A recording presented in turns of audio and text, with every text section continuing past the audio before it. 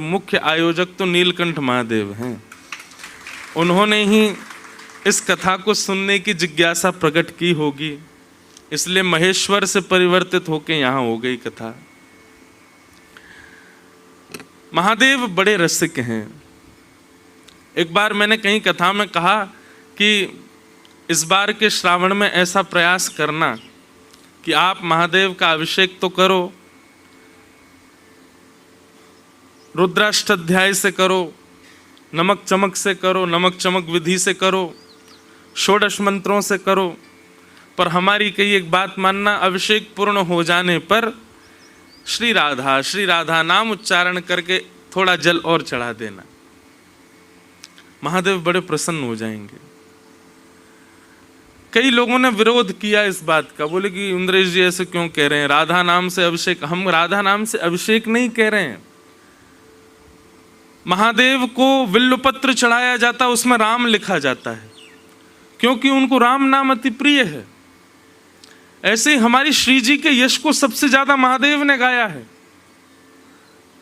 हमारी किशोरी जी के यश के गायक है महादेव। कई लोगों को महादेव की सत्ता में हमारे श्यामा श्याम का दर्शन नहीं होता। महादेव के उपासक कृष्ण भक्ति से कहीं ना कहीं दूर रह रहे हैं, तो ये उनकी महादेव की भक्ति में कहीं न्यूनता रह रही है, कोई चूक वो कर रहे हैं, इसीलिए कृष्ण भक्ति से दूर हैं। हम तो कहते हैं महादेव की भक्ति का प्रतिफल क्या है, महादेव की भक्ति का आशीर्वाद क्या है, महादेव की भक्ति का, महादेव की प्रसन्नता का प्रतिफल क्या है। श्री वृंदावन की स्मृति, श्री वृंदावन की प्राप्ति, श्यामा श्याम की लीला में अति रुचि होना, यह महादेव की प्रसन्नता से होता है।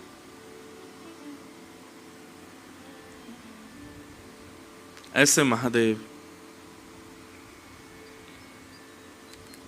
ये शब्द किसी और के नहीं है। मुनिंद्र वृंद वंदिते त्रिलोक शोक हारिणी, ये कौन कह रहे हैं? स्वयं महादेव गा रहे हैं। कदा करिष्यसि हमाम कृपा कटाक्ष भाजनम। ये शब्द किसी अन्य संस्कृतज्ञ के नहीं हैं, बल्कि संस्कृत जिनके डमरू से प्रकट होता है, ऐसे महादेव हमारी श्री जी के यश को गाते हैं, हमारी किशोरी जी के भाव को गा रहे हैं। तो महादेव की भक्ति करते करते यदि श्री कृष्ण, कई लोग प्रश्न करते हैं, महाराज जी हम तो महादेव के अनन्य उपासक हैं, पर स्वप्न में और कुछ समय से कथा में रुचि बढ़ गई है, स्वप्न में ठाकुर जी का दर्शन होता है, महादेव नाराज तो नहीं हो जाएंगे? मैंने कि महादेव की उपासना कर रहे हो और उपासना करते करते स्वप्न में कृष्ण नहीं दिखते और कथा में रुचि नहीं बढ़ती, तो जरूर समझना महादेव नाराज बैठे हैं। उनकी प्रसन्नता होती है तब वृंदावन रस प्रिय लगता है।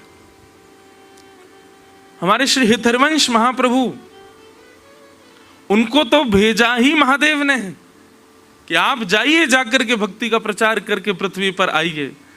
श्री राधा वल्लभ लाल जी महाराज जो वृंदावन के मुकुटमणि विराज रहे हैं, तो महादेव के निज ठाकुर जी हैं हृदय के। निश्चित ही श्रावण में महादेव की इच्छा प्रकट भई होगी कि कोई ब्रजवासी आवे और कछु भाव सुना के जावे।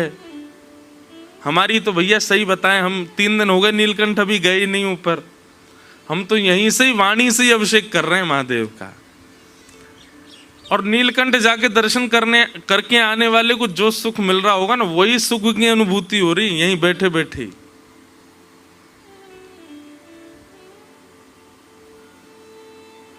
बड़े आनंद, बड़ी प्रसन्नता, श्री गिरधर लाल जी बड़े सुख में विराज रहे हैं। और कब शुरू हुई, अब कब विश्राम की ओर हम आ गए। कल तो विश्राम है कथा का। परम आनंद की बात है। और एक और बात बताएं आपको, ये जो उत्तराखंड है और हिमालय खंड है, हिमालय यहीं से ही प्रारंभ हो जाता है। हिमालय विकसित और अति ऊंचे हैं, यही ये सब हिमालय ही हैं। हिमालय जो है ये हमारे श्री गिरिराज जी का घर और है। श्री गोवर्धन नाथ जी यहीं से तो गए हमारे ब्रजमंडल में। तो एक प्रकार से श्री गिरिराज जी का अब वो अखंडवासी तो वृंदावन के हो गए, पर गिरिराज जी का मूल निवास स्थान तो हिमालय ही है। तो इस नाते से यदि देखें तो श्री गिरिराज जी हमारे कौन हैं? ब्रजवासियों का एक अटूट संबंध है गिरिराज जी से। हरिदास वर्य, हरिदासों में वर्य मतलब हमारे अग्रज भ्राता हैं श्री गिरिराज जी। कृष्ण भक्ति करने वालों के सबके बड़े भैया हैं गोवर्धन नाथ, हैं वो स्वयं कृष्ण ही, पर फिर भी जो कृष्ण भक्ति में उन्मुक्त है उनके बड़े भैया हैं श्री गिरिराज जी। गिरिराज जी की शरण ग्रहण कर लो, यदि आपकी भक्ति में कोई चूक हो रही होगी तो गिरिराज जी ठीक कर देंगे। तो बड़े भैया को घर, तो ये हमारो ही घर भयो, एक प्रकार से हम अपने ही बड़े भैया के स्थान पर कजन ब्रदर के घर आए हैं घूमने के लिए। तो हिमालय जो है ये हमारे श्री गिरिराज जी का स्थान है। हम धन्यवाद कहते हैं ऐसे हिमालय को जिसने हमारे ब्रजमंडल के सिर मोर श्री गिरिराज जी प्रदान किए। ऐसे इस पर्वतराज हिमालय की श्रृंखला में महादेव के चरणों में आज सोमवार का भी दिन है, मधुर वातावरण हो रहा है। ऐसे वो जो पद गा रहे हैं वो यही हो रहा है, वृंदावन में तो ऐसा नहीं होता पर यहाँ हो रहा है। घिर आए बदराए झुक आए बदरा, राधे झूलन पधारो झुक आए बदरा। परसों लाल जी का हिंडोला उत्सव वृंदावन में तो है ही। अब यहाँ कोई हिंडोला नहीं लाए, नहीं तो मन तो हो रहा है कि लाल जी को झूला तो झूला में। ऐसा सुंदर वातावरण है। आज कुछ प्रयास करते हैं, कथा के बाद में देखते हैं कोई योजना बनती है तो शाम को आज श्री गिरधर लाल जी को झूला झुलाएंगे बाहर। अब यहाँ इतनी दूर आए हैं, ठाकुर जी कह रहे हैं दारी क्यों, खुद तो स्विमिंग पूल में नहा रहे हो, पीछे नदी में कूद कूद के उछल उछल के नहा रहे हो और जो है खेल रहे हो, आनंद कर रहे हो, बाइकन पर डोल रहे हो, मैं कमरा में बैठा दिया हूँ। ये मानो बादल बार बार नीचे आके संकेत कर रहे हैं, श्री लाल जी कह रहे हैं मुंह को बाहर लेके आओ। तो आज देखते हैं अगर झूला की व्यवस्था भई, कहाँ है वैभव भैया, लगो महाराज ऋषिकेश खकोल के आओ। अब देखो इसमें भी एक भाव होगा, किसी वैष्णव के घर झूला ऐसा होगा वो उसी विचार से ही रखा होगा कि इस पर ठाकुर जी विराजे, आपको मिल ही जाएगा। अब कौन ऐसा बड़भागी होगा जाके झूला पे लाल जी विराजे। तो शाम को आज ठाकुर जी को झूला झुलाएंगे हैं। अब वो तो हमारे निज है। तो शाम को ठाकुर जी का हिंडोला उत्सव होगा आराम से 6:30-7 बजे होगा, नहीं तो उजाला ही रहता है 7:30-8 बजे तक। तो कैसे होगा क्या होगा वो जिम्मेवारी हमारे भैया की, ढूंढेंगे कैसे करेंगे। और नहीं अगर हिंडोला मिला तो लाल जी ऐसे कुंज में बाहर विराज जाएंगे। शाम को ठाकुर जी को यहाँ आनंद करावे, ऐसा भाव मन में है। तो आइए कथा क्रम में हम लोग चलें। नव योगेश्वर संवाद चल रहा है और राजा निमि योगेश्वरों से प्रश्न कर रहे हैं। 4 प्रश्न अब तक हो चुके। एक भक्ति पथिक को निश्चित ये संवाद सुनना चाहिए। वैष्णव को अपना जीवन कैसा होना चाहिए, उसके टर्म्स एंड कंडीशंस कैसे होने चाहिए, नियम कानून अपने जीवन के कैसे बनाने चाहिए, ये नवयोगेश्वर संवाद में सुनो। इतना सुंदर बताया है योगेश्वरों ने। ये 9 योगेश्वर कोई और नहीं है, ठाकुर जी की ही वाणी है। वे ही राजा निमि के प्रश्नों के उत्तर दे रहे हैं। तो राजा निमि ने कल जो प्रश्न किया था कि माया क्या है, कृपा करके इस माया के बारे में मुझको बताओ। तो अंतरिक्ष नाम के योगेश्वर ने उत्तर देते हुए कहा, जो भी वस्तु, जो भी भाव, जो भी व्यक्ति आपको ठाकुर जी से दूर कर रहा है वही माया है। ज्यादा प्रपंचों में क्यों जाओ, ज्यादा गहराई में जाके क्यों ढूंढो। जिससे भी आप ठाकुर जी से दूर हो जाते हो ऐसी कोई बात जिस बात के होने पर आपको ठाकुर जी की स्मृति नहीं आती, वही माया है। महाराज मजाक भी करो, चुटकुल्ला भी सुनो, गप्पे भी मारो, तो उसमें भी ठाकुर जी को लेके ही मारो। वो भी ठाकुर जी से विलग नहीं होनी चाहिए। ऐसा कोई स्थान जिस स्थान पर ठाकुर जी की स्मृति ना होती हो, ऐसे कई स्थान हैं दुनिया में, भारत में भी। वहां जाते हैं लोग उल्टे सीधे काम करने, वहां जाने पर ठाकुर जी की स्मृति होती है? नहीं होती। ऐसे स्थान जहां जाके ठाकुर जी विस्मृत हो जाएं, वही माया है। ऐसा भोजन जिसके पान करने पर ठाकुर जी की स्मृति ना बन रही हो, मतलब भगवत विमुख, भगवत भोजन बिना भोग लगाए कुछ भी पा रहे हो, वही माया है। अच्छा, हमने एक बात अनुभव की, आप कहो किसी को कि आप कहां जा रहे हो, बोले गोवा जा रहे हैं, तो सामने वाले व्यक्ति के मन में क्या आएगा? गोवा जा रहा है, क्या करने जा रहा होगा? वो दुनिया भर की बातें सोच लेगा। हम कहें कि हम गोवा जा रहे हैं तो क्या होगा? आदमी सोचेगा अच्छा गोवा जा रहे हो, पर हम गोवा में भी कथा करके आए हैं। गोवा में भी उन समुद्र के किनारे पर जहां पर सब उल्टे सीधे काम करते हैं, वहां बैठ के सुबह 5 बजे हमने कथा सुनाई। गोवा तो नहीं था, थोड़ा गोवा से दूर था, बड़े आनंद आए। वहां पे आसपास में ऐसे रिजॉर्ट थे, वहां पे तो रात भर वहां पे गाने चलते थे। हम लोग सो जाते थे, जल्दी सुबह उठना होता था। उन लोगों का सोने का समय होता था, हमारा कीर्तन शुरू होता। तो कीर्तन की आवाज आती, कभी कभी खिड़की में से झांक के देखते, यार ये गोवा में आके कीर्तन कर रहा है, ये यहां आके कथा सुना रहा है। तीर्थी कुर्वन्ति तीर्थानि, श्रीमद् भागवत कहती हैं कि जब वैष्णव पूर्ण रूपेण अंतस्थ से वैष्णव हो जाता है, तो वो किसी भी स्थान पर चला जाए, वहां पर ठाकुर जी की स्मृति अपने आप घूमने लग जाती है। हम तो कहते हैं अपने आप को ऐसा बनाओ कि आप पर स्थान का प्रभाव ना हो, आपका प्रभाव स्थान पर हो।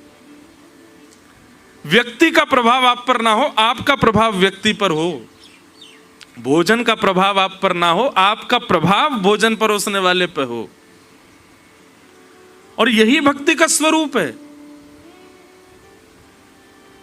वो कैसी भक्ति जो स्थान पर जाके परिवर्तित हो जाए, व्यक्ति से मिलके परिवर्तित हो जाए। कई लोग कहते हैं हम पहले बहुत भजन करते थे महाराज जी, ब्याह होने के बाद पत्नी ऐसी आई, अब भजन छूट गया। नहीं, तुम्हारा भजन पहले भी नहीं था। अगर होता तो चाहे दुनिया इधर उधर हो जाती, तुम्हारा भजन नहीं छूटता। पहले हमारा बहुत भजन था, पर जब से बंबई चले गए, पहले वहां रहते थे गांव में, वहां भजन हो जाता था, बंबई आते भजन छूट गया। इसका मतलब क्या है? तुम्हारा पहले ही भजन नहीं था, इसलिए बंबई और ये गोवा हो गए, ऑस्ट्रेलिया हो गए, कनाडा, अमेरिका, इनसे प्रभाव थोड़ी पड़ता है भजन पर। चैतन्य महाप्रभु जब वन में विचरण करते थे, और वन में विचरण करते हुए जब भुजा उठा करके हरि बोल हरि नाम संकीर्तन जब करते थे, तो हिंसक जीव भी जो केवल काटना मारना खाना जानते हैं, ऐसे जीवों के चित्त में भी ममता प्रकट हो जाती थी, और वो जीव भी चैतन्य महाप्रभु के साथ में कीर्तन करने लगते थे। इसका मतलब क्या है? भजन अपना प्रभाव डालता है। भजन उस वातावरण को, उस व्यक्ति को, उस स्थान को प्रभावित करता है। और आपके भजन से यदि ये प्रभाव नहीं जा रहा है, तो आपका भजन अभी उतना नहीं है।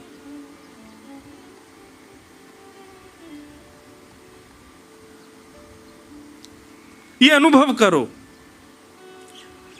कंडीशंस और स्थिति के अनुसार यदि आपको बदलना पड़ रहा है, तो आपके भजन में बल नहीं है। और बढ़ाओ और करो उसको। लेकिन कंडीशन, स्थिति, सिचुएशन आप पर, आपके आने पर बदल जाती है, तो आपके भजन का यह प्रभाव।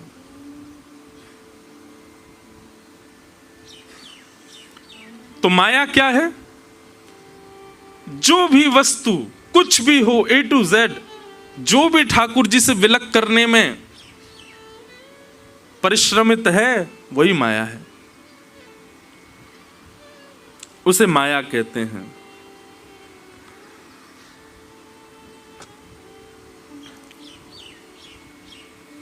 तब राजा निमि ने प्रश्न किया, यथैतामैश्वरीं मायां दुस्तराम कृतात्मभिः तरन्त्यञ्जन स्थूल धियो महर्षः इदमुच्यताम्। महाराज, ये माया तो बड़ी भयानक होती है। इस माया में फंसने वाला तो फिर कभी इस माया से नहीं बच पाता। कृपा करके नाथ मुझ पर अनुग्रह करके जरा ये तो बताइए, इस माया से बचने का कोई साधन है, कोई तरीका है, कोई उपाय है? अच्छा, एक बात कभी कभी मन में विचार आती है,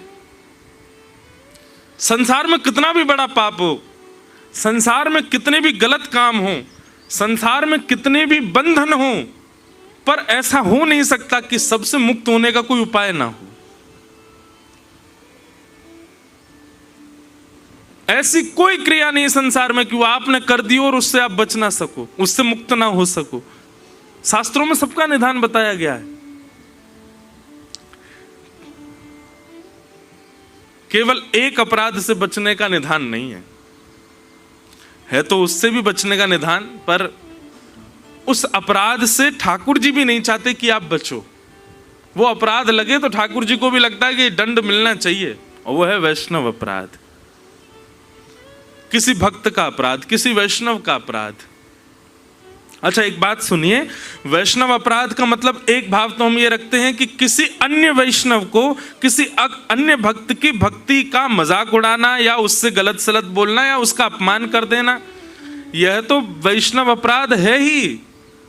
इसके साथ साथ एक वैष्णव अपराध और सुनो, वैष्णव वेश धारण करना, वैष्णव रूप में रहना, वैष्णव स्थिति में रहना, और उसके बाद भी वैष्णवों के नियमों का पालन ना करना, यह भी वैष्णव अपराध है। आपने स्वरूप धारण किया है, आपने कंठी धारण किया, आपने तिलक धारण किया है, आपने गुरु दीक्षा ली है, आपने नाम मंत्र लिया है, लेकिन उसके बाद भी आप विधि का पालन नहीं करते, तो यह भी वैष्णव अपराध है।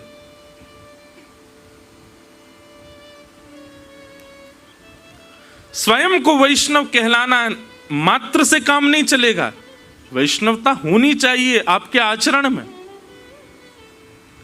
स्वरूप वैष्णव का हो यह आवश्यक नहीं, आचरण वैष्णव का होना चाहिए। और आचरण में वैष्णवता नहीं है तो यह भी एक अपराध है, तो फिर स्वरूप भी धारण मत करो। तो माया से कैसे बचा जा सकता है नाथ, कृपा करके मुझे बताओ। तब प्रबुद्ध नाम के योगेश्वर उत्तर देते हैं, और उन्होंने उत्तर देते हुए क्या कहा, बहुत ध्यान से सुनना, इतना सुंदर प्रसंग है। तस्माद् गुरुं प्रपद्येत जिज्ञासु श्रेय उत्तमं शब्दे शाब्दे परे च निष्णातं ब्रह्मण्युपशमाश्रयम्।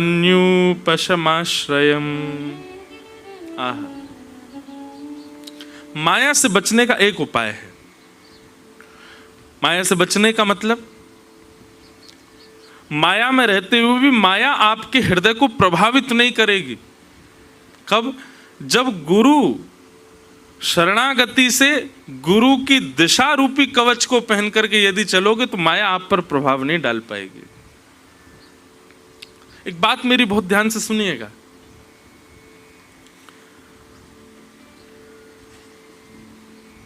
गुरु का गुरुत्व कैसा भी हो, आपके शिष्यत्व में बल होना चाहिए। और शिष्यत्व क्या है?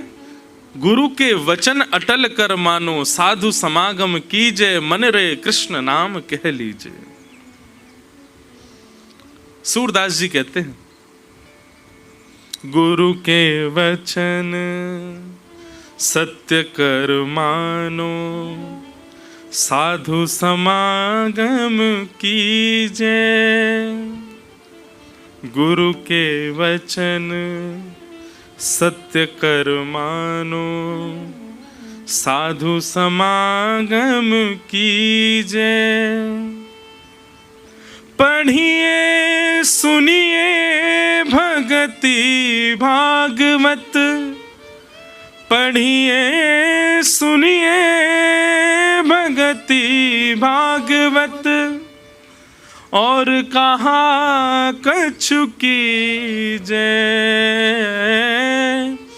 और कहा कछु कीजय, मन रे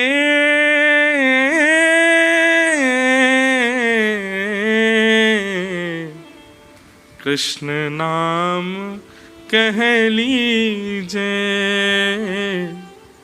राम नाम कह लीजिए। एक बार करके देखिए,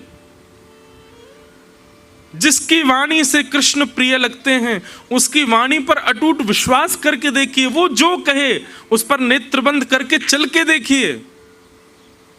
बंधुओं, जब व्यक्ति गुरु आज्ञा पालन करने लगता है, गुरु के वचन के प्रति पूर्ण निष्ठा रखता है, ठाकुर जी की जिम्मेवारी बन जाती है उसकी रक्षा करना। फिर चाहे गुरु कैसा भी हो, उसकी आज्ञा का पालन करने का जो दृढ़ संकल्प अपने मन में लेता है, ठाकुर जी भी संकल्पित हो जाते हैं, इसकी रक्षा का दायित्व मेरा है। क्यों? इसने अपने गुरु पर विश्वास किया है।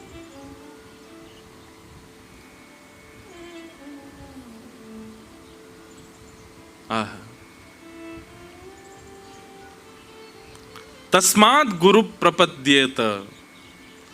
गुरु यदि जीवन में आ गए तो निश्चित है माया से आप बचे रहोगे।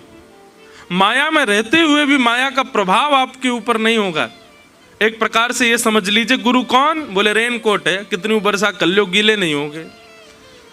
हाँ, क्योंकि माया के बीच में ही हो तो थोड़ा बहुत तो प्रभाव होगा, थोड़े बहुत तो छींटे पड़ेंगे, नीचे से पैंट थोड़ा तो गीला होगा, कहीं कहीं से आपकी टी शर्ट पर भी थोड़ी बहुत बूंद तो पड़ जाएंगी, पर पूर्ण रूपेण माया की वर्षा में गीले नहीं हो पाओगे। गुरु कवच यदि साथ है, गुरु आज्ञा की पालन का संकल्प दृढ़ यदि चित्त में है, तो माया से बच सकते हैं। राजा निमि ने इसी प्रश्न में ही एक और प्रश्न किया, बहुत ध्यान से सुनिएगा। और वो प्रश्न क्या है? महाराज, गुरु की पहचान बताओ, गुरु कौन है? हम किसे अपना गुरु माने? प्रबुद्ध कहते हैं, राजा निमि, वैसे तो गुरु की कभी परीक्षा नहीं लेनी चाहिए। आप परीक्षण करके गुरु नहीं बना सकते, लेकिन फिर भी आपकी ये इच्छा है कि फिर भी हम कहीं पहचान तो करें कि गुरु कौन। तो गुरु के संबंध में तीन बातें बताई हैं, बहुत ध्यान से सुनिएगा। गुरु कौन? बोले शाब्दे परे च निष्णातम ब्रह्मण्युपशमाश्रयम्।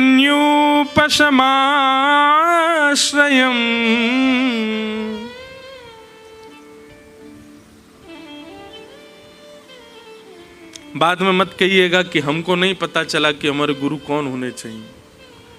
तीन लक्षण देखो। सबसे पहला प्रबुद्ध कहते हैं, गुरु शब्द ब्रह्म में निष्णात होना चाहिए।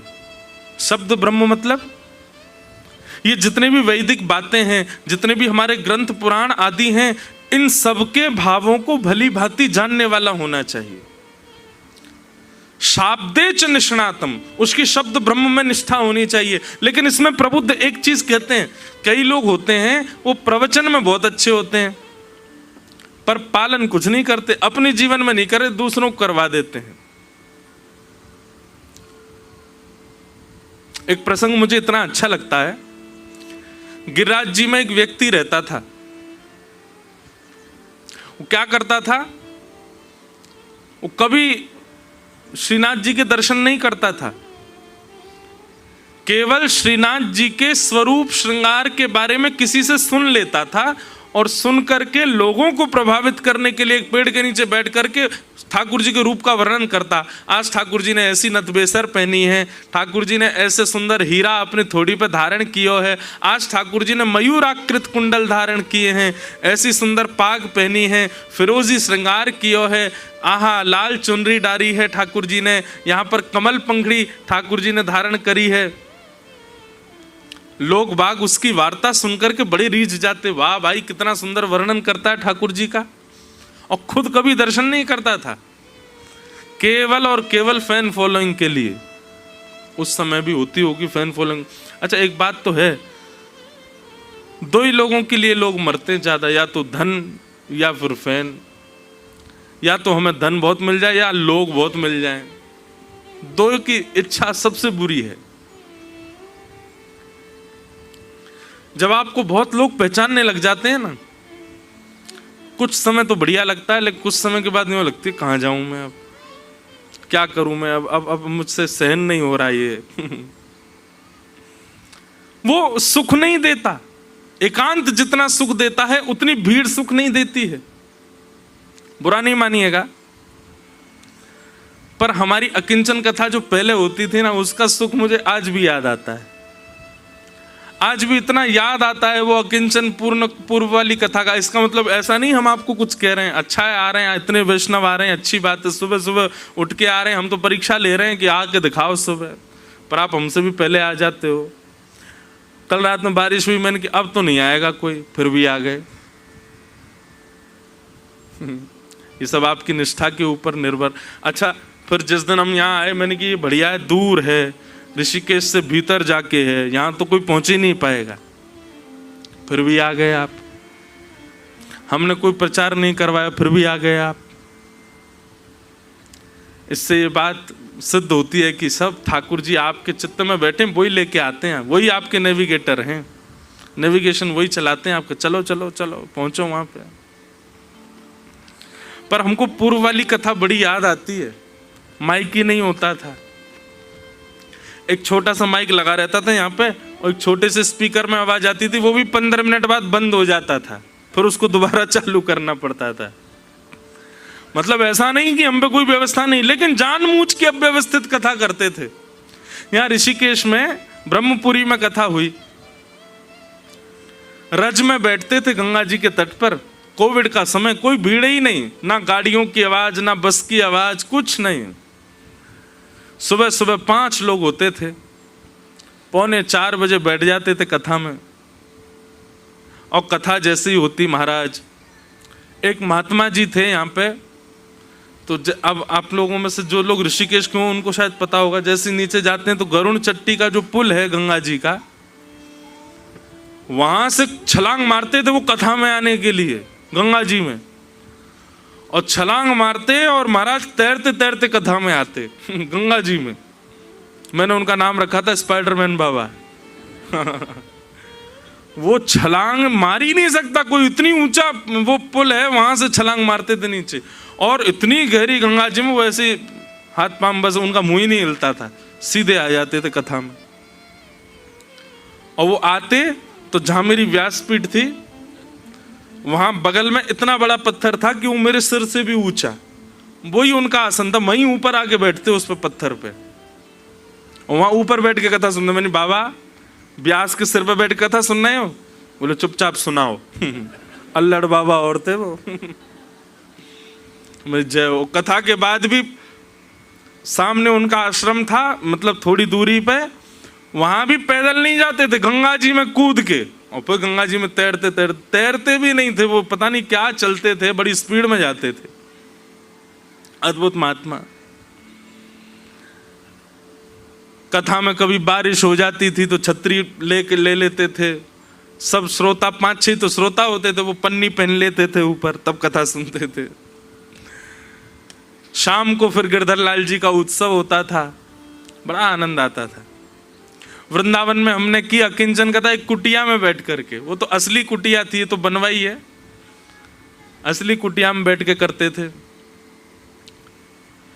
कभी छिपकली गिर गई ऊपर से, कथा होता सब भूल गया मैं बड़े आनंद आते थे। वो अकिंचन कथा का सत्र जयपुर में होती थी। जयपुर में 4 लोग 5 लोग, ज्यादा से ज्यादा मिनिमम मैक्सिमम ज्यादा से ज्यादा 8 लोग हो जाते थे सुबह सुबह कथा में। और इस बार अभी हम अकिंचन करके आए जयपुर में, तो गोविंद देव मंदिर ट्रस्ट का फोन आया, बोले महाराज जी हमारे जो गार्ड है ना वहाँ के मंदिर के, वो नौकरी छोड़ के जा रहे हैं। मैंने क्यों? बोले 1 बजे से गेट पीटने लगते लोग, बोले हमको बैठाओ। अब वहाँ क्या था कि एक झरोका है, उसमें बैठ के हम कथा करते। दूर वालों को दिखते ही नहीं, आगे वालों को दिखते थे बस। तो आगे बैठने वालों की होड़ 1 बजे से पहुंच जाते लोग, उतनी भीड़ वहां होती। अब इसका एक अच्छा भाव तो ये लगता है कि देखो कथा जिस उद्देश्य से कर रहे हैं वो उद्देश्य सफल हो रहा है। युवा इतने कथा में आते हैं, अच्छा लगता है, इतनी संख्या में लोग आते हैं। सुबह सुबह का भी विचार नहीं करते। ये वो समय पर कथा होती है जिस समय सबसे बढ़िया नींद आती है, उस समय आप छोड़ छाड़ के आते हो। लेकिन फिर स्मृति आती है कि जब कोई नहीं था तब की कथा का सुख भी कितना अच्छा था। तो कई बार बहुत लोगों का पहचान जाना ये सुख नहीं देता, बहुत धनवान हो जाना सुख नहीं देता। व्यक्ति जब निर्धन है तो ये सोचता है कि मैं धनवान हो जाऊं तो सुखी होऊंगा, और धनवान होने के बाद में वो याद करता है कि जब मैं निर्धन था तो कितना अच्छा था। ऐसा स्वरूप होता है।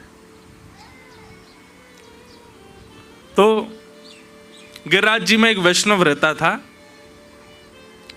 वो कभी दर्शन नहीं करता था, केवल किसी से सुन करके और उसमें थोड़ा बढ़िया सुंदर शब्दावलियों का प्रयोग करके प्रवचन में सुनाता था। आज श्री जी बाबा ऐसे लग रहे हैं, हाँ हाँ श्रीनाथ जी का स्वरूप ऐसा, और सुनने वाले लोग तो बड़े प्रभावित हो जाते उससे। एक दिन सूरदास जी निकल रहे थे वहां से, और सूरदास जी ने जैसे ही उसके वचन सुने तो सूरदास जी तो देखो संत और वैष्णवों में परखने की एक क्षमता आ जाती है। वो परखे ना, वो बात उनकी है, पर उनको पता चल जाता है कि सही गलत क्या है। शब्दों से ही सूरदास जी को पता लग गया कि ये इसने स्वयं ने तो दर्शन किए नहीं है, केवल दूसरे से सुन के प्रवचन कर रहा है। जैसी सारी भीड़ उठ करके गई, सूरदास जी उसके पास पहुंच गए। सूरदास जी बोले भैया तुमने बड़ा सुंदर वर्णन किया ठाकुर जी के रूप का। हाँ हाँ हाँ हाँ जय हो। बोले लेकिन मैं जानता हूं ये तुम दर्शन करके नहीं आए हो, किसी से सुन के तुमने बोला है। अब जैसी चोरी पकड़ी गई घबरा गया, आप कैसे बोल सकते हैं, आप ऐसा कैसे? बोले मुझसे लड़ो नहीं, मैं जब जानता हूं तुमने दर्शन नहीं किया ठाकुर जी का, केवल लाग लपेट बना बना करके बोलते हो लोगों को रिझाने के लिए। चलो मेरे साथ दर्शन करने चलो। अच्छा कल चलूंगा। दूसरे दिन सूरदास जी फिर आ गए तो बोला परसों चलूंगा। फिर सूरदास जी आ गए। सूरदास जी तो रोज ही वहीं धरना दे के बैठ गए, बोले तू जब तक नहीं चलेगा मैं उठूंगा ही नहीं यहां से, मेरे संग चल। सूरदास जी हाथ पकड़ करके ले गए। इतना सुंदर भाव लगता है। जैसे ही मंदिर में प्रवेश किया, श्री जी बाबा से कहा, बोले हे ठाकुर जी ये बालक आपका यश गाता है पर आपका दर्शन नहीं करता। आपका यश आपकी प्रसन्नता के लिए नहीं गाता है, दूसरों को प्रसन्न करने के लिए गाता है, आपका कभी दर्शन भी नहीं करता। कृपा करके इसके सारे दोषों को आप नजरअंदाज करते हुए आप इसको दर्शन दीजिएगा नाथ। सूरदास जी तो ऐसा कह ही रहे थे, अंदर से मंदिर के गर्भगृह से ठाकुर जी बोल पड़े, अरे अरे सूरदास जी की जय हो। अरे सूरदास जी मैं तो बहुत दिनाते तड़प रहो या को दर्शन करवे के काजे, आपने बड़ी कृपा करी जो आप याकू लेकर के आ गए। मैं तो बहुत दिना से या के दर्शन के काजे व्याकुल है रहे हो। सूरदास जी बोले मुझे तो चिंता ये थी कि ठाकुर जी कहीं नाराज नहीं हो जाए, पर ये ठाकुर जी तो खुद उतावले बैठे इससे मिलने के लिए। सूरदास जी बोले जय जय, आप काई को इतने उतावले हरैया से मिलवे के काजे, आपके चित्त में इतनी व्याकुलता क्यों हो रही है इससे मिलने के लिए? ठाकुर जी इतना सुंदर उत्तर देते हैं। ठाकुर जी कहते हैं सूरदास जा दिन तेरी दृष्टि या पर पड़ी और तेरे मन में ये भाव आ गया कि मैं याकू पकड़ के मंदिर ले जाऊंगा, मैं वही दिना से व्याकुल है कि मैं भी तो मिलूं। ऐसा कौन है जाकू सूरदास पकड़ के मेरे पास लेके आ रहा है? जा दिन तेने मन मना लियो कि मैं याकू लेके जाऊंगा, वही दिना से मैं व्याकुल हतो या से मिलवे के काजे। देखा, कभी कभी लगता ठाकुर जी का स्वभाव कैसा है। उस व्यक्ति में कोई गुण नहीं है, उसके किसी गुण से नहीं रीझे हैं, बस ठाकुर जी जिससे प्रेम करते हैं वो किसी पर रीझ गया तो ठाकुर जी को भी वो प्रिय लगने लग जाता है। सूरदास, ये तुमको भागयो, तुम्हारे मन को भागयो, भले ही क्रोध के रूप में भायो हो, लेकिन भा तो गयो, तुम्हारे मन में ये आई तो कि मैं याकू पकड़ के लेके जाऊंगा मंदिर। जा दिन तुम्हारे मन में ये भाव आयो, वही दिना से मैं या की प्रतीक्षा कर रहे हूं। तस्माद गुरुम प्रपद्येत।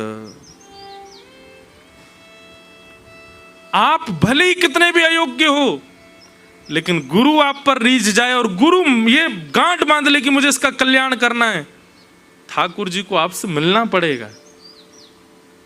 ठाकुर जी पे और कोई चारा नहीं है। इसीलिए प्रबुद्ध कह रहे हैं कि माया से बचने का एक ही उपाय है। बोले क्या? गुरु की शरणागति।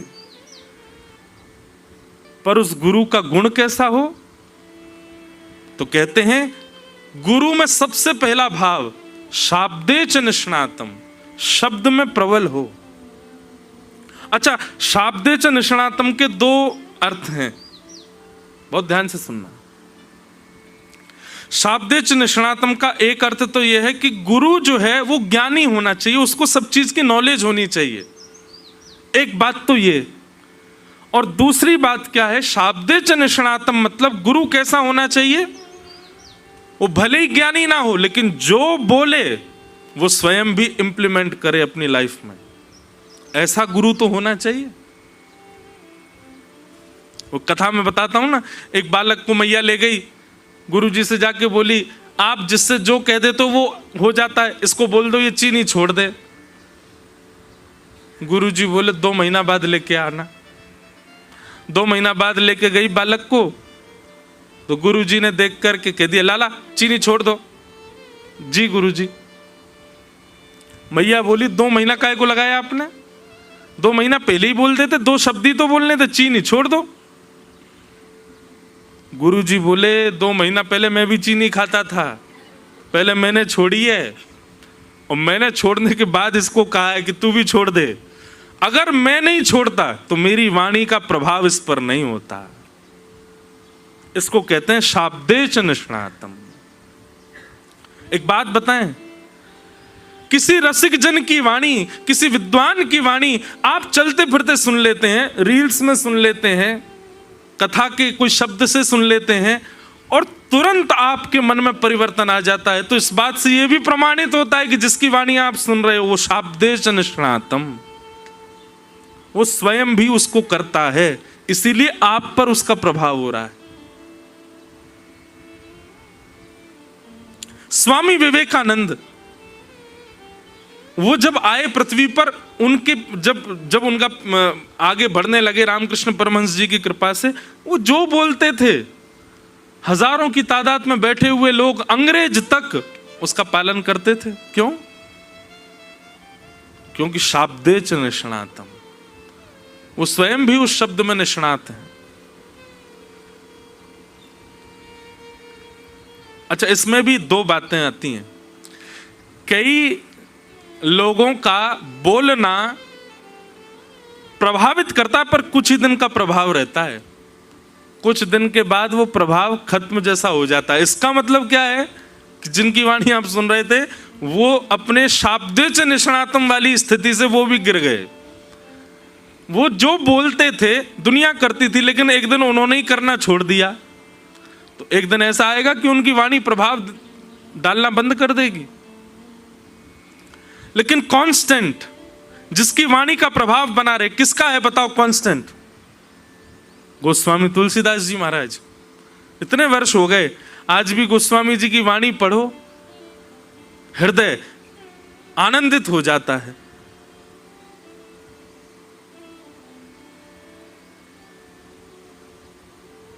कल हम रात्रि में ऋषिकेश नारायण भगवान का दर्शन करने गए, उनको भरत जी भी कहते। तो रास्ते भर जब जा रहा था मैं, तो भरत जी का स्मरण हो रहा था, हमारे श्री भरत लाल जी, राम जी के भैया। बंधु एक बात बोलूं, यहाँ जितने भी कृष्ण उपासक बैठे हैं, आप सब गोपियों का अनुसंधान करो, आप सब ब्रज की लीलाओं का अनुसंधान करो, पर हमारे कहे से एक बार श्री भरत चरित्र और सुनो। मेरा मन तो है इस बार हर वर्ष की हमने एक राम कथा फिक्स कर दी है अपनी, 12 ज्योतिर्लिंगों में हर वर्ष एक नए ज्योतिर्लिंग में कथा होगी। तो गत वर्ष हुई थी सोमनाथ में पहली, इस बार हमारी दूसरी है 23 या 24 दिसंबर से है, 24 दिसंबर से है रामेश्वरम में भरत चरित्र। हर वर्ष तो पहले जब हुई थी सोमनाथ में, तो वहां हमने हर दिन एक चरित्र कहा था, एक दिन सीता जी का, एक दिन हनुमान जी का, एक दिन लक्ष्मण जी का, एक दिन भरत जी का। पर अब रामेश्वरम में कथा है, तो अभी मेरा मन अभी ऐसा हुआ कि इस बार भरत चरित्र वहां कहेंगे 9 दिन तक। अद्भुत है भरत जी की भक्ति।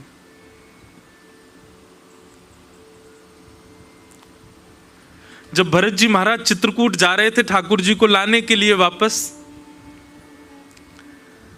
तो निषाद राज गुह साथ में चल रहा था भरत जी के, और सब जगह बताता है भरत जी यहां राम जी बैठे थे।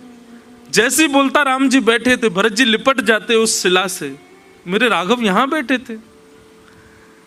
एक कुटिया दिखाते हुए कहा, इस कुटिया में श्री राम जी ने रात्रि में विश्राम किया। उस कुटिया में प्रवेश करके भरत जी इतना रोए, मखमल के गद्दे पर सोने वाले, स्वर्ण के सिंहासन पर बैठने वाले अयोध्या के राजकुमार इस कुटिया में यहां फर्श पर सोए।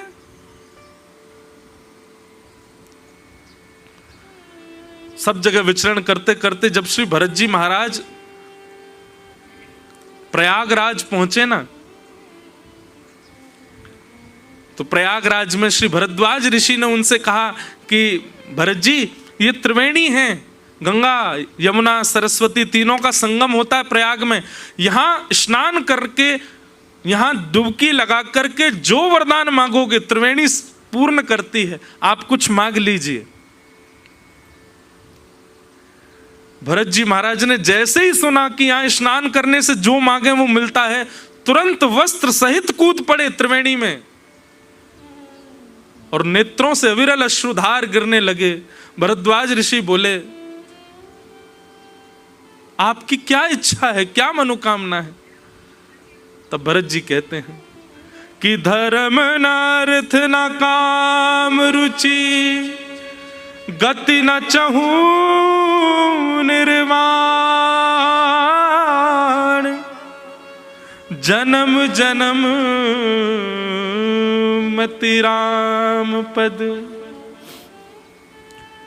यह वरदान नाम। हे भरद्वाज जी, मुझे धर्म नहीं चाहिए, मुझे गति नहीं चाहिए, मुझे स्वर्ग भी नहीं चाहिए, मुझे वैकुंठ भी नहीं चाहिए, मुझे केवल एक वरदान चाहिए। क्या? जन्म जन्म रति राम पद। हर बार मेरा जन्म हो और हर बार मैं राम जी के चरणों के आसपास ही कहीं जन्म लूं, बस और कुछ नहीं चाहिए। मेरी रति, रति का मतलब होता है भयंकर आसक्ति, बस वो भक्ति में हो जाता है। आसक्ति ही भक्ति में परिवर्तित हो जाए तो वो रति हो जाती है। भरत जी कहते हैं मेरी ऐसी रति हो जाए राम जी के चरणों में, मैं उनके चरण छोड़ कहीं ना जाऊं।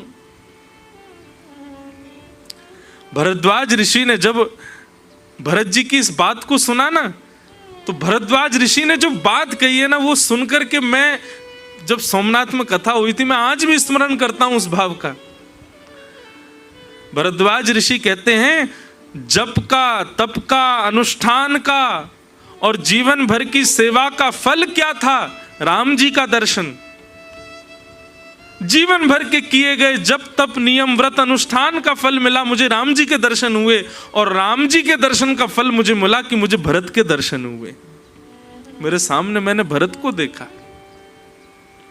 भरत जी, आपके दर्शन राम जी से भी श्रेष्ठ है।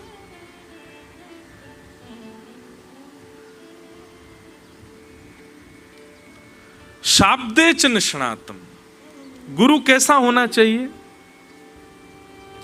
जो शब्द ब्रह्म का ज्ञान रखता हो, और दूसरी बात, जो प्रवचन में कहता हो कम से कम स्वयं भी उसका अपने जीवन में आचरण करता हो।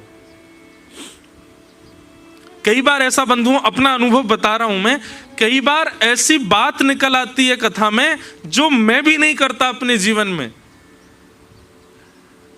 लेकिन आपको विश्वास पूर्वक और एक बड़े व्यासपीठ पर बैठ करके बताऊं, ऐसी बात कभी निकलती है मुख से जो मैं भी पालन नहीं करता, उसके बाद में नींदें उड़ी रहती हैं। मानो वो बात बार बार मन में आती रहती है कि या तो इसका पालन तुम भी करो, क्योंकि तुम व्यास मंच से कह रहे हो, और नहीं कर सकते तो आगे से कहना बंद करो। ऐसा होता है साथ में। तो गुरु कैसा होना चाहिए? शाब्दे च निष्णातम। तभी वो माया से बचा पाएगा आपको। और गुरु में दूसरा लक्षण क्या होना चाहिए? तो कह रहे हैं परे च निष्णातम। परे च निष्णातम मतलब पर ब्रह्म की सेवा में निष्णात हो, केवल और केवल कथा कहना जानता हो, केवल और केवल ग्रंथ आदि पढ़ करके प्रवचन करना जानता हो, इसी में काम नहीं चलेगा। ठाकुर जी की सेवा भी जानता हो, ठाकुर जी का सुंदर श्रृंगार कैसे हो, ठाकुर जी के सुंदर भाव कैसे हो, ठाकुर जी का भोग कैसे बने, ठाकुर जी को सुख कैसे मिले, ठाकुर जी की सेवा में भी निष्णात हो। मतलब शब्द ब्रह्म में भी निष्णात और परब्रह्म में भी निष्णात हो। ये दोनों गुण उसके अंदर होने चाहिए। और तीसरा लक्षण क्या है? माया से बचाने वाले गुरु का।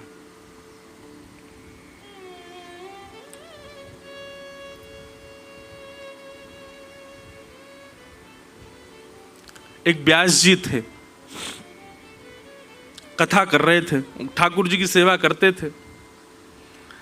तो कथा में कथा बोलते बोलते उन्होंने कहा, मैया ने ठाकुर जी को ऊखल से बांध दिया और श्री लाल जी ऊखल में बंध गए, त्रिलोकीनाथ ऊखल में बंध गए।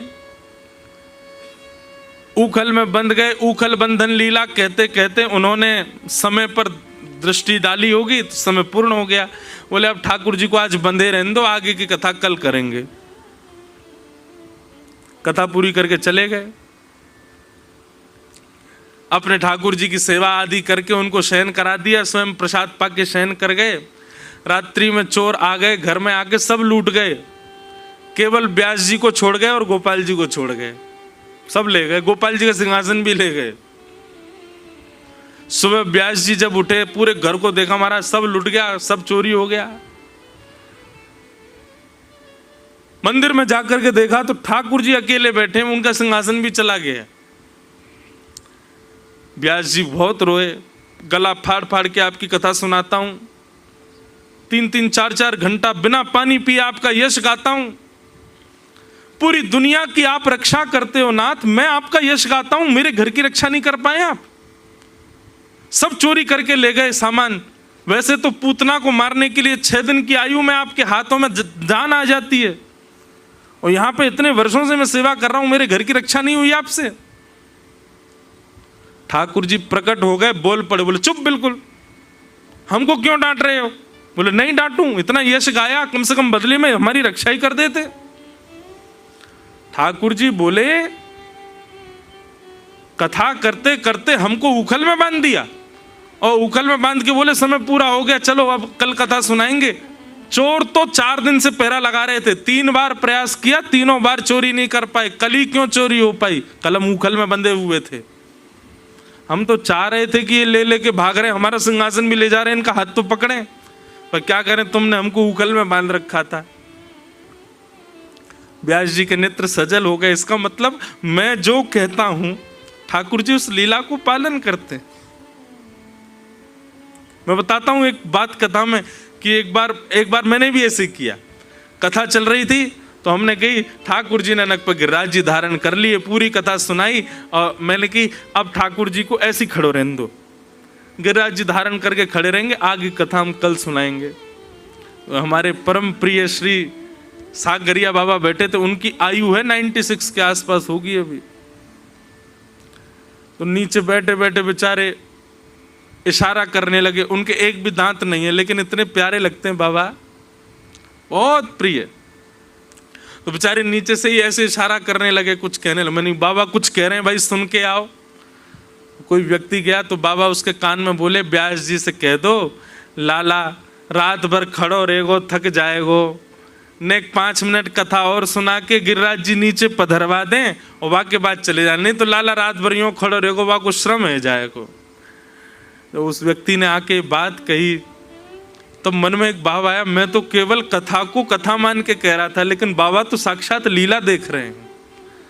बाबा के मन में भाव आया, रात भर लाला खड़ो रहेगो। गुरु कैसा होना चाहिए? बोले शाब्दे च निष्णातम और परे च निष्णातम। शब्द ब्रह्म और पर ब्रह्म दोनों की सेवा में प्रबल हो, ऐसा गुरु माया से बचा सकता है। तीसरा लक्षण क्या होना चाहिए गुरु में? आप लोग बहुत खुश मत हो जाओ कि चलो हमको थोड़ी कुछ सीखना है, गुरु सीखना है। अभी आगे आप लोगों को सीखना है, शिष्य का शिष्यत्व तो क्या वो भी सीखना है। तीसरा लक्षण क्या होना चाहिए? तीसरा लक्षण बताया गया, व्यवहार प्रपंच से परे हो। व्यवहार प्रपंच क्या है? इसने मुझे माला पहना दी तो इसके बारे में 4 अच्छी बातें कह दी, और उसने आकर के मुझको कुछ गलत कह दिया तो उसकी 5 लोगों से बुराई कर दी। वो तो बेकार है, ऐसी बनता है, बना डोलता है भगत, कुछ भगत भगत नहीं है, बगुला भगत है पूरा। आप मेरी प्रशंसा करो तो मैं रीझ जाऊं, आप मुझे लिफाफा दो तो मैं आपकी प्रशंसा करूं, और आप यदि मेरे इच्छा के विपरीत कोई कार्य करो तो मैं आपका निंदा करूं। ये व्यवहार है। पर आपकी माला पहनाने से मेरे चित्त पर कोई प्रभाव नहीं पड़ा, और आपके गलत कहने से भी मेरे चित्त पर कोई प्रभाव नहीं पड़ा। ये माया प्रपंच से परिवर्तित, व्यवहार प्रपंच से परे की ये लक्षण है, और ऐसा जो है वही आपको माया से बचा सकता है। ये 3 लक्षण गुरु में होने चाहिए। शब्दे च निष्णातम, परे च निष्णातम, और व्यवहार प्रपंच से परे। अब अपनी दृष्टि घुमाओ, जिनमें ये 3 लक्षण दिख जाएं उनके चरण पकड़ लो, उनकी शरणागत हो जाओ। पंडित श्री गया प्रसाद जी महाराज हमारे ब्रजमंडल के,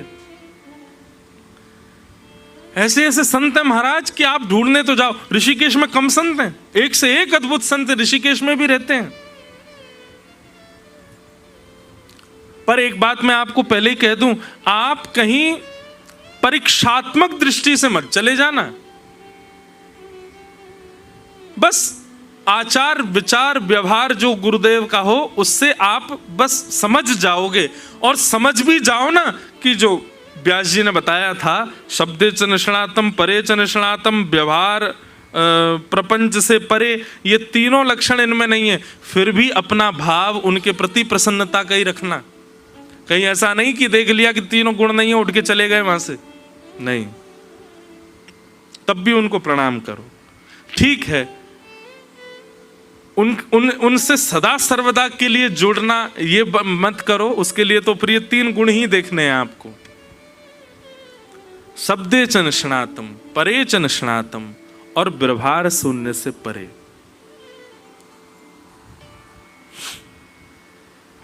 ये 3 गुण जिसमें हो, प्रबुद्ध कहते हैं तस्मात् गुरुम प्रपद्येत, वो गुरु आपको माया से बचाएगा।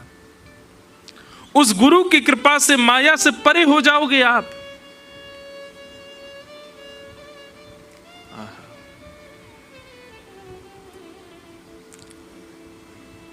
गुरु कृपा।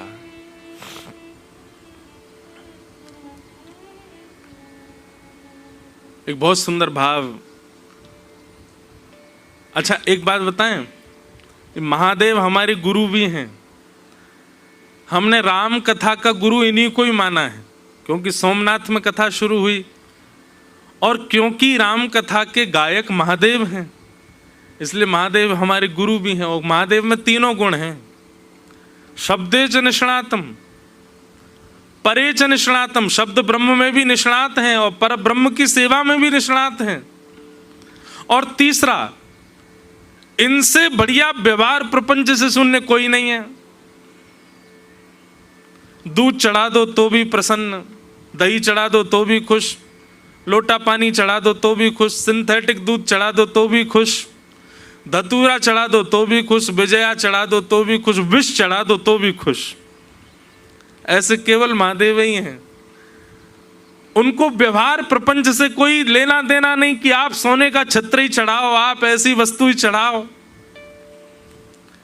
हमारे पूज्य पिताजी महाराज एक प्रसंग सुनाते हैं कि एक बार एक व्यक्ति ने, महाराष्ट्र की प्रसिद्ध कथा है,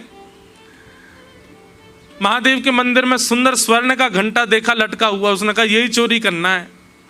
और चोरी करने के लिए कोई साधन नहीं मिला चढ़ने को, तो शिवलिंग पे ही चढ़ गया और घंटा उतारने लगा। महादेव प्रकट हो गए, जय हो वरदान मांगो वरदान मांगो।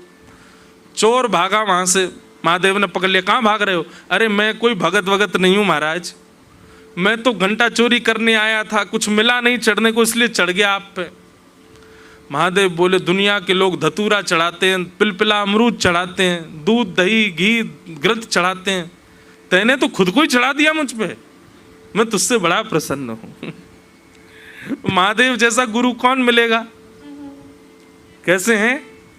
बोले व्यवहार प्रपंच से शून्य है, ऐसा गुरु हो। और ऐसे ही गुरु के लक्षण आपको श्री दत्तात्रेय जी में दिखेंगे।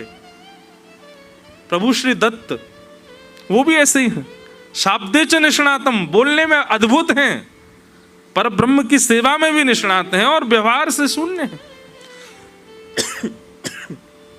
आजकल के गुरु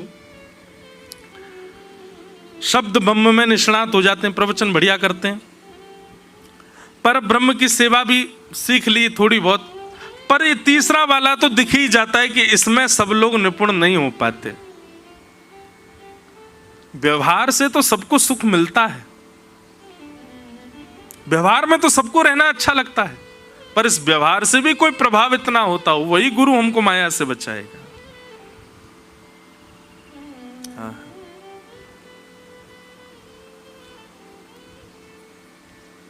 सागर भी तू साहिल भी तू, सागर भी तू साहिल भी तू, मझधार और माझी भी तू, मझधार और माझी भी तू, गुरुवर मेरे मन मीत हो, गुरु चरण में मेरी प्रीत हो, चाहे हार हो चाहे जीत हो, गुरु चरण में मेरी प्रीत हो, चाहे हार हो चाहे जीत हो, गुरु चरण में मेरी प्रीत हो। बोलो सद्गुरुदेव भगवान की। तो गुरु के 3 लक्षण आप सबने सुने। ये गुरु जिसमें ये 3 लक्षण हो वो आपको माया से बचा देंगे।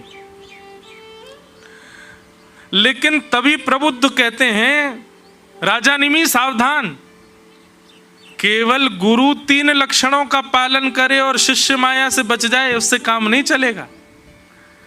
गुरु जितने लक्षणों का पालन करेगा उसके दुगने लक्षणों का पालन शिष्य को करना पड़ेगा।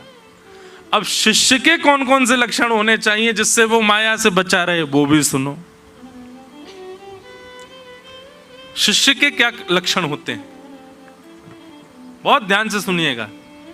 एक बार के गुरु के 3 लक्षण भूल जाना, ये 6 लक्षण मत भूलना। कौन कौन से 6 लक्षण, ध्यान से सुनो। कि श्रद्धा भागवते शास्त्रे निंदा मन्यत्र चापि। बहुत सुंदर बात। सबसे पहला शिष्य के अंदर क्या होनी चाहिए? श्रद्धा।